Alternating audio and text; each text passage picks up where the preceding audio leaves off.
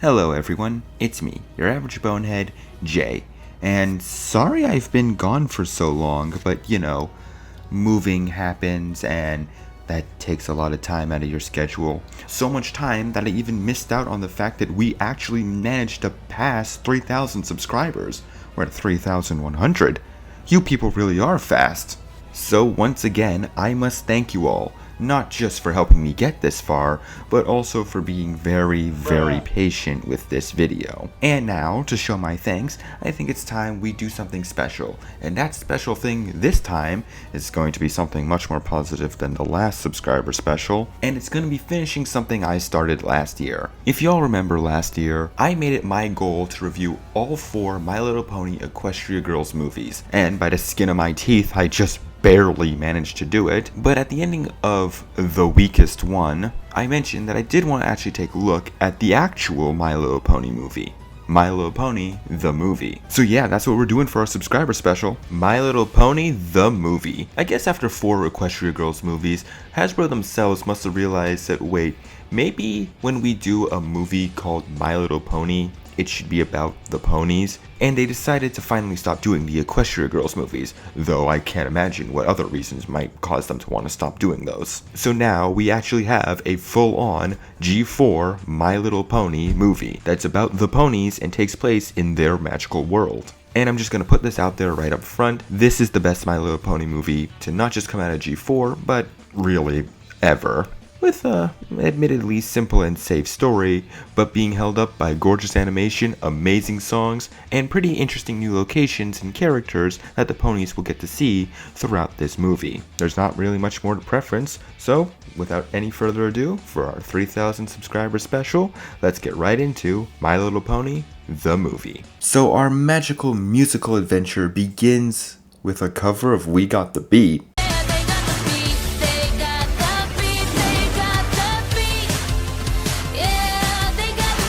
Okay, I'll admit, we ticked off the I was not expecting that to happen box a lot sooner than I thought I was going to. It turns out every pony in Equestria has gathered to Canterlot for a huge friendship festival that is supposed to be taking place, and it is to be hosted by the Princess of Friendship herself, Princess Twilight Sparkle, who, as anyone would suspect, is not doing so well under pressure. Nothing is working. I just have to get it together.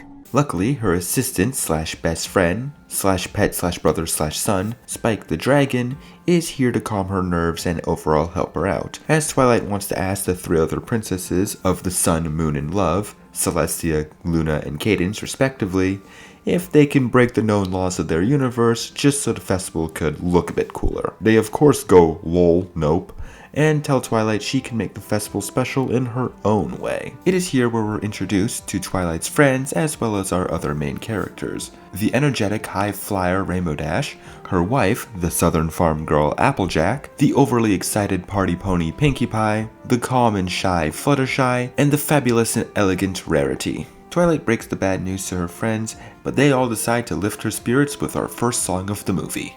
You got this! We got this together! This song is a good opener as it works to refamiliarize the audience of who these characters are and what they represent.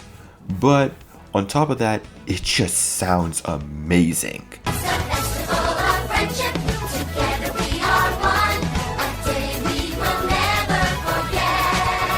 Yeah, I think we could just get this out of the way now. Daniel Ingram, the composer of all the My Little Pony songs for G4 and Equestria Girls, was already knocking it out of the park with basically every single song except for that one time he didn't. But overall, the songs in My Little Pony are almost always amazing. But here, they gave him a full orchestra to play with, and play with it he did, because the songs in this movie are breathtaking. Honestly, some of the best songs that My Little Pony in general has to offer. Speaking of improvements, the animation. God damn is it beautiful. Yeah, I've gotten so used to Equestria Girls just using the show's flash animation that I forgot that these were movies that aired in theaters. But with this movie's animation, this is more like it. This is what I think of when I see My Little Pony, the movie, and it is gorgeous. The characters are more fluid, the action's better, and the expressions are bigger. And while we're on the topic of the animation, I just want to say that I am happy that they were able to fit in basically a legion of cameos, and basically every pony you see from the show appears in the shots in Canterlot. Though, let's just get this out of the way, these three do nothing. I can't believe all 5 movies could not find anything to do with the show's main B-plot characters. But oh well, all that really needs to be said is that this movie sounds great and it looks great. However, the good times are cut short, as right after their song is done, Canterlot gets invaded by Bowser's airship armada. As it turns out, this is our movie's main antagonist, a unicorn with a broken horn known as Tempest, and her assistant Grubber. Here's the deal, ladies. I need your magic. Give it up nicely, please, or we make it difficult.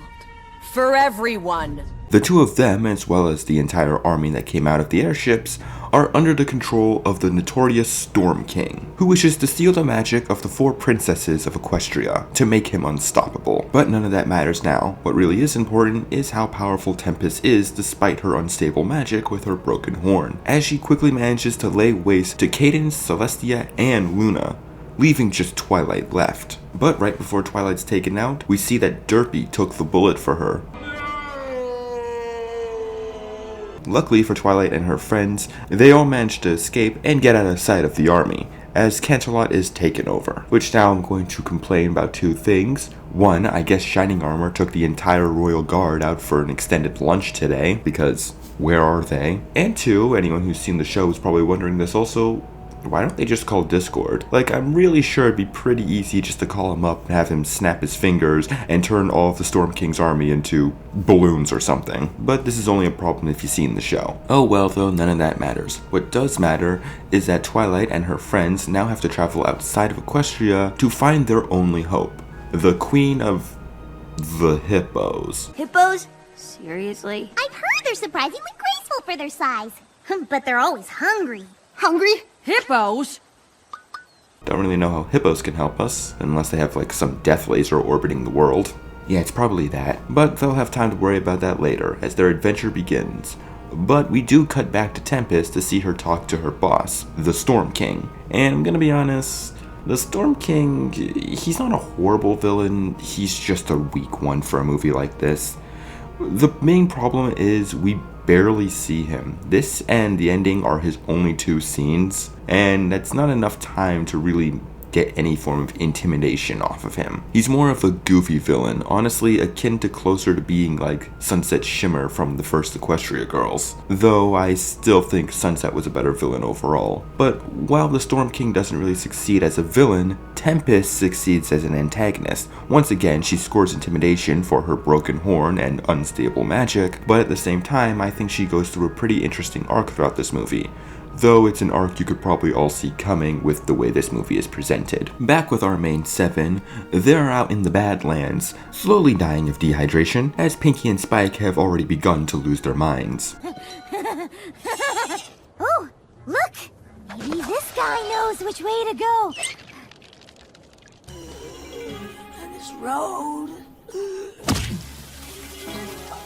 Luckily for all of them, they managed to find a port town, an old, dingy, grimy, crime-filled port town where not a single person in it knows the concept of good manners.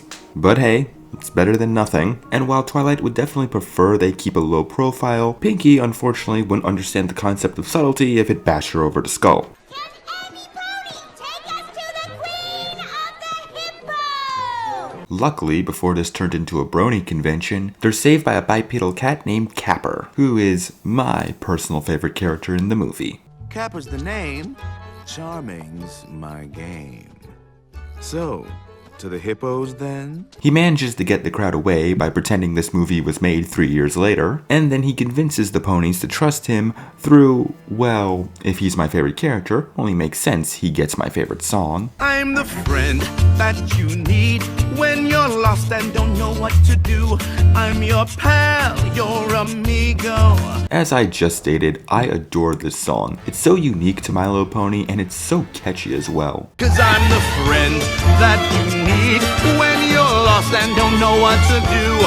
I think the best way I can describe how this song makes me feel Ever play World 3 from Rayman Legends? Yeah, that. And if I'm comparing you positively to Rayman Legends, you know you're doing something right. Of course, at the ending of the song, he lets it slip that he's clearly not on their side, and he's definitely going to be trying to sell these ponies to make glue. Meanwhile, we see that Tempest has finally tracked him down to this town, and is politely asking the residents of where the ponies went. Back with the ponies and Capper, we see that he's stalling for time until his buyer arrives, but then Rarity, showing off her generosity, fixes up Capper's coat.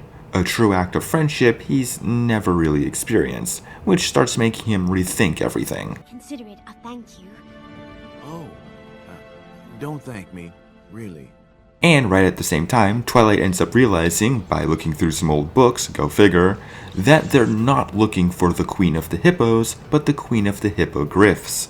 These creatures that are part pony, part eagle, that are located at a place called Mount Eris, which is conveniently just in view, though it is far. But right as they're trying to leave, not only does the buyer show up, but also Tempest and her entire army. So the ponies have no choice but to retreat. We get a fun action chase sequence that is really well animated, and eventually the ponies escape by sneaking aboard an airship that just so happens to be headed in the same direction that they're going. Tempest ends up interrogating Capper to figure out where the ponies are going. Capper ends up remembering the nice thing Rarity did for him and chooses not to sell them out. Unfortunately for him though, Tempest still keeps him as a prisoner. Back with the ponies on the ship, it turns out that the ship that they just so happen to jump on is property of the Storm King, and the crew ends up threatening to throw them overboard.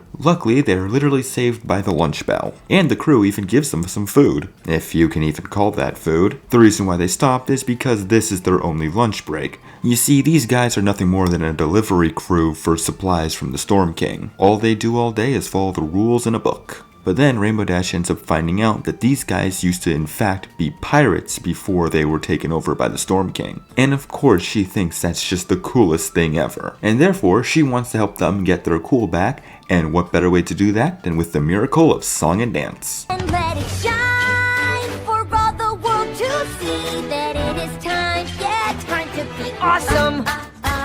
Awesome. Yeah, I think by now you've probably realized how the plot structure for this movie is going to go. They go to a new area, meet a new character, a song is sung, an action scene is held, and they move on to their next location, getting closer to their goal. It's a pretty simple plot structure for a musical kids movie, but I think it does work for this one. And as for this song, like all the others, it's great.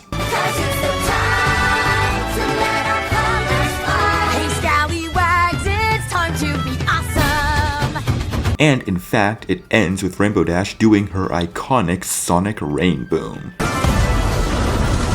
There are two reasons why this happened. One, so the plot can continue happening, as it allows Grubber and Tempest to find out where the ponies actually are, as the Rain Boom basically became a giant beacon. And two, the Sonic Rain Boom is one of the most visually stunning parts of the main show. They would have had to have been absolute fools to not do it in the movie that has the beautiful animation. And beautiful it is. Speaking of Tempest finding them, Tempest found them, and the ponies are forced to escape once again. As Tempest deals with the insubordination, the ponies are now falling right out of the sky. But thanks to Twilight's quick thinking, she manages to magic up a makeshift hot air balloon in order to prevent them from going kersplat on the ground, and also help them get to Mount Ares quicker. But once they reach the home of the Hippogriffs, they see that it's nothing more than a ghost town, and there's no signs of life. Luckily, they do manage to see one Hippogriff, but she ends up going into the water rather than into the air, so they end up following her. Obviously though, the ponies can't breathe underwater, but they are saved by the person they followed, who turns out to be Princess Skystar, the princess of the Hippogriffs. As it turns out, years ago, when the Storm King came and invaded their home, the Hippogriffs, rather than fighting back, decided to turn themselves into sea ponies and hide underwater, where he could not find them. So Skystar takes the ponies to her mother, who is none too pleased to see that she brought outsiders. Princess Skystar, what have you done? You know surface dwellers are forbidden here. Guards!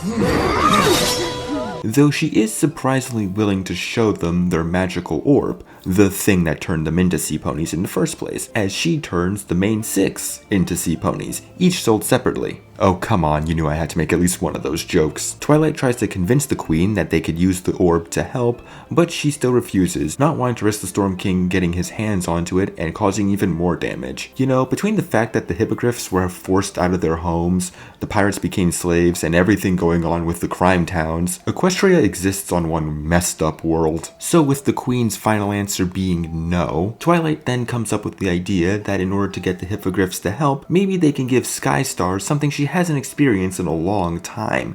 True fun. And the only pony who can do that is Pinkie Pie. And if there's any pony who can cram a lifetime of fun into a blink of an eye, it's Pinkie Pie. And I am 100% sure that that is Twilight's true intentions. And of course, Pinkie's main method of doing so is through song. But we can still pick one small little thing to do with you, you know. And as for this song, remember when I said that Capper's song was my personal favorite? Yeah, objectively speaking, this one's the best. One small thing becomes two, after two perhaps another few. Then one small thing is not so small, one small thing can be the biggest thing of all. In the show, Pinkie Pie's happy songs are usually some of the best and most catchiest songs. So now they have a full orchestra to work with, you bet Daniel's gonna go all out for this one. One small thing leads to more, it's so much more than there was before. Just one small thing and you will see the start of something big for you and me. This song, above all others, just sounds like Daniel's flexing his skills, and it is downright amazing. So many things and everything until our time is done. There's one small thing for each and every one. So after that banger, it seems like all the Hippogriffs, even the queen, are actually willing to help the ponies. But it turns out Pinkie Pie actually succeeding in getting them on their side was never actually Twilight's intention. Twilight didn't have any faith that Pinkie could have actually accomplished this goal, and instead wanted to take matters into her own hands and try and steal the Hippogriff's orb. Which, side note, I find it funny how she wasn't willing to steal the crown that was rightfully hers, yet was willing to steal these other people's orbs for a battle that had nothing to do with them. Man, being a politician really changes ya. So of course the queen is pissed off at this, and turns the ponies and Spike back to normal and casts them back up to the surface. And thus we get our third act, I Hate You. But honestly, I kind of like this. For one, I like that it's between Twilight and Pinkie Pie. Obviously, the first one is because if it was with Fluttershy, Applejack, Rainbow Dash, or Rarity, or even Spike, I don't think it'd be as easy to get the kids crying. But also because, when you really think about it, Pinkie Pie throughout this movie has kind of been a detriment to their progress. Ever since they left Equestria, and even beforehand, she's kind of just been acting all crazy. I hate to say it, a semi-flanderized version of the character. Which, well, makes sense when you only have an hour and a half, and you have to present this in a way that people who haven't seen the show can get the gist of the character. But it does kind of work for Twilight's arc in the movie, as Pinkie throughout the whole time has been an annoyance to Twilight, building up to Twilight finally wanting to use that annoyance more so as a weapon rather than an actual way to help. Ironically, not realizing that she put Pinkie right into her element, which is making people happy. And this connects all directly to Twilight's arc in the movie. The fact that the pressure of needing to save Equestria had made her forgotten her most important allies, her best friends, who were right there by her side all along. Which, yes, technically speaking, this is a message Twilight has learned in the past, but once again, we only got an hour and a half, and this has to be a full-on My Little Pony movie. Not just a movie that takes place after season 7, but a movie that represents the entire show for general audiences. And I think, honestly, it's handled well here. Well, maybe I would have been better off without friends like you!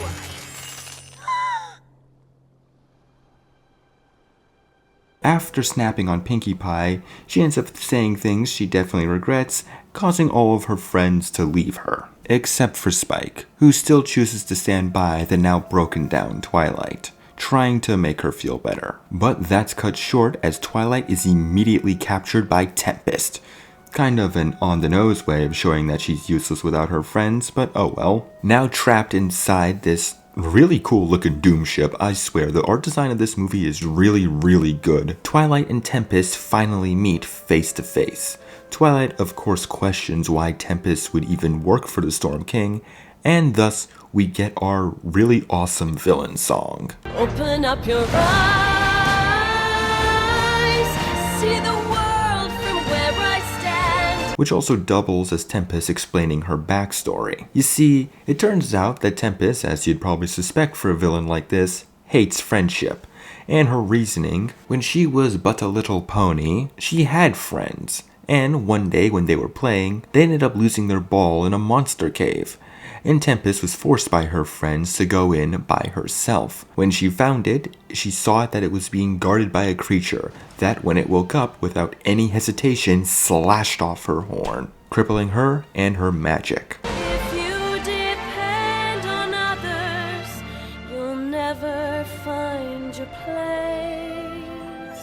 Now seen as a deformed freak, her so-called friends left her behind for other ponies, causing Tempest to have no one to turn to but the path of evil, all alone. The best way to survive is all alone. Damn, I would have turned out to hate friendship too if that happened to me. So as the song wraps up, we get to see the horrors the Storm King's army has caused to the once peaceful land of Equestria, causing Twilight to feel even worse than ever. Meanwhile, Spike tells the others that Twilight has been captured, and of course they immediately put their argument behind them and want to go save her. Luckily, they also get help from all the people they've helped on their journey. Well, good thing I happen to know of a group of mighty heroes that could handle this easily.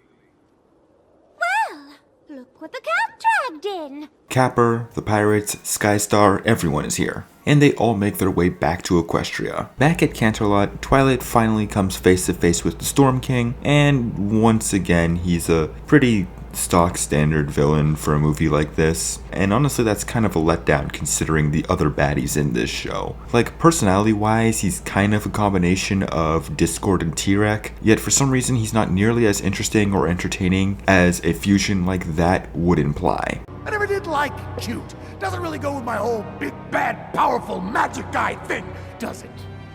Deliver the punchline, Tempest, because this has gotta be a joke! But that doesn't matter. With all 4 princesses captured, he manages to absorb their magic, and now basically he's an unstoppable god. Just at the same time, our heroes arrive as we get our pretty standard but entertaining final battle, filled with good action, funny comedy, and I can't believe they just referenced that. The Storm King is of course annoyed by this little rebellion and creates an ultimate storm to blow everyone away. And at the same time, he reveals his true colors to Tempest, telling her that he was never planning on giving her back her horn, even after she pledged her permanent allegiance to him. Well, that's just kind of a stupid move on his end, honestly. He just gave up a permanent bodyguard. Tempest is almost blown away, but Twilight, instead of going after the Storm King and his staff that holds all the magic, instead goes and saves Tempest, showing her true friendship. Why are you saving me? Because this is what friends do. But right before the Storm King can finish the two off, Pinkie, Fluttershy, Applejack, Rainbow Dash, Rarity, and Spike launch themselves out of the Omega Party Cannon right into the castle, saving Twilight and Tempest and separating the Storm King from his staff. Pinkie and Twilight make amends, but Rainbow Dash quickly tells them that there's no time for this as the staff is still activated, causing an even bigger storm. So now, working together this time, all 6 of our ponies and Spike, I'm so happy he gets to be part of the climax. The Equestria Girls movies almost always forgot he existed. The 7 of them work together to get to the staff before the Storm King. But due to the intense storm, it blows away the Storm King, his staff, and even Twilight too. And it seems like she's lost forever. Of course she's alright. A Hasbro toy franchise would be crazy to kill off the main character like that. But it turns out the Storm King survived too, as he tries to finally take out Twilight and her friends, but then Tempest jumps in, sacrificing herself for them, and takes the bullet, which causes her and the Storm King to turn to stone, causing the Storm King to fall off the ledge he's hanging on, and shattering immediately when he hits the ground. Damn. Luckily though, the ponies did save Tempest. Of course Twilight forgives Tempest despite all the trouble she's caused them, and restores her, though her horn remains broken.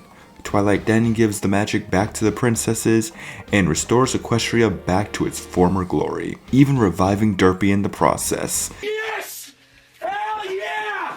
as everything goes back to normal. And now, without any further interruptions, Equestria can have their Friendship Festival. All of the new characters manage to get their happy endings, the Hippogriffs get their useless to the plot awards, and Tempest, despite still having a broken horn, gets to be accepted, showing off the true beauty of her magic. And Pinky gets to learn Tempest's real name. Fizzle pop berry twist. Okay, that is the most awesome name ever! As the movie ends on that note. I really like the My Little Pony movie, and I do mean it when I say this is the best of the G4 movies. Yeah, it still has its flaws, obviously. The plot is pretty predictable. The arc Twilight goes through in this movie is literally the one she went through in the first episode, and due to its structure, Applejack and especially Fluttershy have absolutely nothing to do. But despite all that, I still really like this movie. The animation is of course amazing, the songs are peak, it has a really good main antagonist, really good new characters in general, fun new locations, and to me, I like it the most because it's the one that feels the most like a My Little Pony movie. When you hear the words My Little Pony, the movie, which of these two images is more likely to pop into your head? I think that's the main point I'm trying to get across.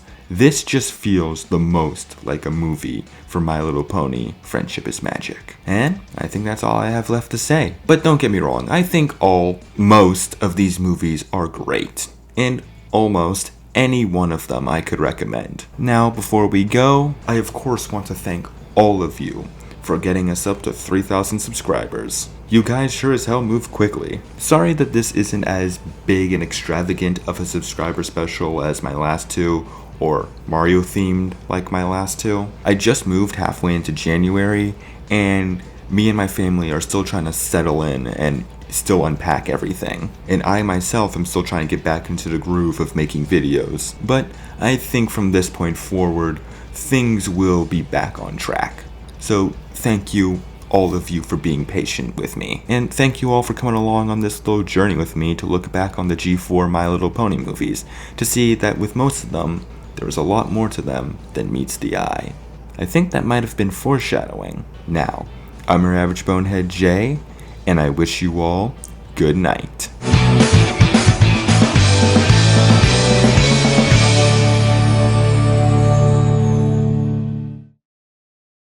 Oh, you're still here. Well, since you stuck around for this long, you might as well like and subscribe, comment if you're feeling really daring. And while you're at it, you might as well follow me on Twitter and Instagram at jayskeletyn. Links down below. And if you just want to see more, you can check out the playlists or look at my last video. Now thanks for watching, and if you need me, I'm going back to bed